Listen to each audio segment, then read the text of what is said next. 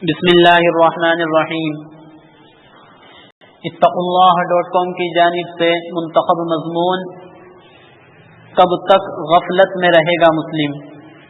الحمدللہ وکفی وسلام علی عبادہ الذین اصطفی، اما بعد۔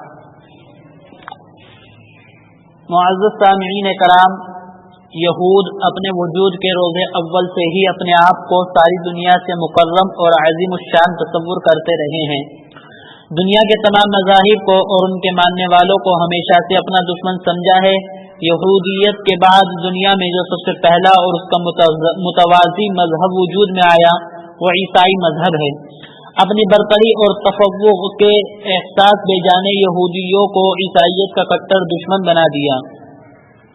چنانچہ 43 عیسوی میں عیسائیت کی مخالفت اور یہودیت کی حفاظت کے لیے شاہ ہیروڈیس نامی ایک یہودی نے ماسونیت نام کی ایک تنظیم بنائی۔ 55 عیسوی میں معاملاتی ایک شاطر یہودی اس کا صدر منتخب ہوا اور اسی کے دور صدارت میں پولس نامی یہودی جو عیسائیوں کا کٹر دشمن تھا، اس نے منافقانہ روش اختیار کرتے ہوئے عیسائیت کا لباس اوڑھ لیا اور مسیحیت میں اتنا کمال پیدا کر لیا کہ عیسائیوں نے عقیدت کی بنا پر اسے سینٹ پال کا نام دیا۔ اسی سینٹ پال نے مسیح علیہ السلام کی ابنیت کا عقیدہ گڑھا۔ اس طرح عیسائی مذہب کی روح نکل کر رہ گئی اور یہی ماسونیت تنظیم کا عظیم مقصد تھا۔ عیسائیت کے بعد دنیا کی ظلمتوں میں جب انوار محمدی آشکارا ہوا اور اللہ کی توحید، انسانیت کی فلاح و بہبود کا پیغام نشر کیا جانے لگا اور لوگ جو قدر جو دائرہ اسلام میں داخل ہونے لگے، تو اب پھر یہودیوں کو ان کے احساس برتری نے کچوکے لگانے شروع کیے۔ پھر وہ اسلام اور مسلمانوں کے عظیم نقصانات کے منصوبے بنانے لگے۔ عبداللہ بن سبا یہودی عالم نے حضرت عثمان رضی اللہ عنہ کے دور خلافت میں جو عظیم فتنہ برپا کیا وہ اسلامی تاریخ کا ایک عظیم سانحہ ہے۔ مختصر یہ کہ یہودی ذہنیت تاریخ کے ہر دور میں اپنے علاوہ کی ترقی میں رکاوٹ بنی ہے۔ ماسونیت نے 1770 عیسوی میں دنیا میں برتری اور پورے عالمی نظام پر تسلط و اقتدار کے لیے نئے اصول مرتب کیے۔ اس تنظیم کے مرتب کردہ اصولوں میں اہم اور بنیادی چیز یہ تھی: الحاد و دہریت اور ارتداد کو فروغ دیا جائے تاکہ دین و مذہب سے لوگوں کا رشتہ کمزور ہو جائے۔ لڑکے اور لڑکیوں میں جنسی بے روی کو عام کیا جائے اور ان کو جنسی اختلاط کا عادی بنایا جائے۔ ماسونیت تنظیم نے اپنے ان دونوں اصولوں پر جس برق رفتاری سے عمل کیا ہے اور کر رہی ہے، ماضی کی تاریخ اور حال کے واقعات اس پر شاہد عدل ہے۔ اسلامی تہذیب و روایات کا جو ایک تسلسل ہے جس نے مسلم قوم کو ایک امتیاز دیا ہے اور قابل رشک خصوصیت بخشی ہے، اس اسلامی تہذیب کو پروان چڑھانے میں عورتوں کا کردار کافی اہم ہے اور وہ اس تہذیب کا جزو لا ينفک ہے۔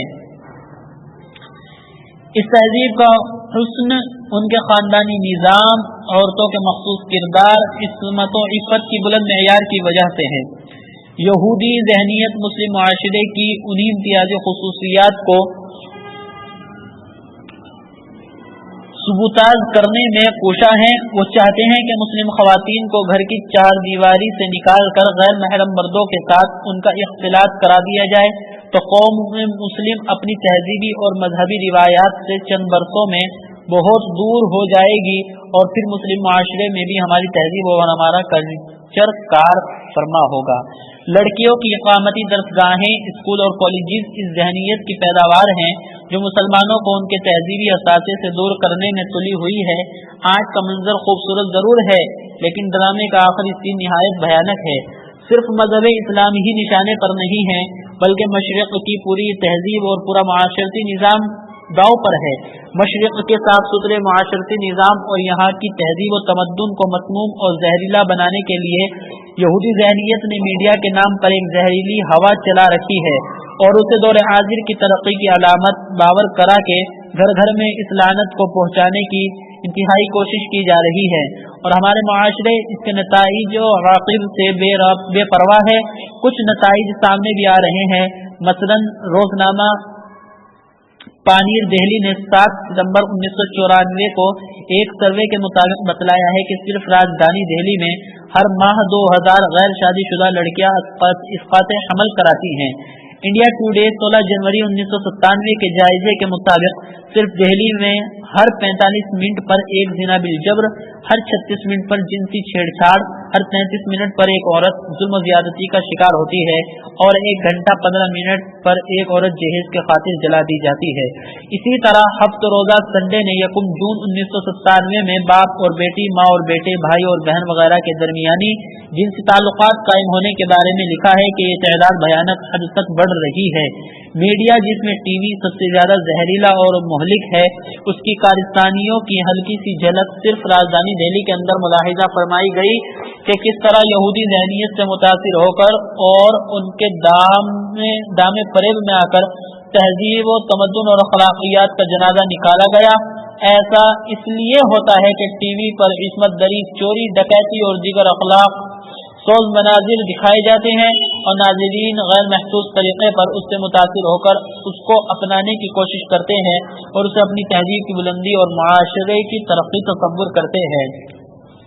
मासूमियत की शक्ल में यहूदियत ने अपनी बालादस्ती और एहसास बरतरी को कायम रखने के लिए रोज़े अव्वल से जो प्लानिंग की थी और जो ख्वाब देखा था, उसे गैर इख्तियारी तौर पर हमारा मुआशरा इख्तियार करके उनके दाम में हम रंग जमीन में फंसता चला जा रहा है, जबकि ये यहूद हमारे अजली और खुले हुए दुश्मन हैं। कुरान करीम के वास्ते से खबीर अलीम मौला ने हमें आगाही दी है, इस्लाम खुद एक उम्दा तहजीब और बेहतरीन तर्ज मुआशरत और उसूल जिंदगी फराहम करता है जिसमें दुनिया की मनफात और आखिरत की सआदत मुज़मर है।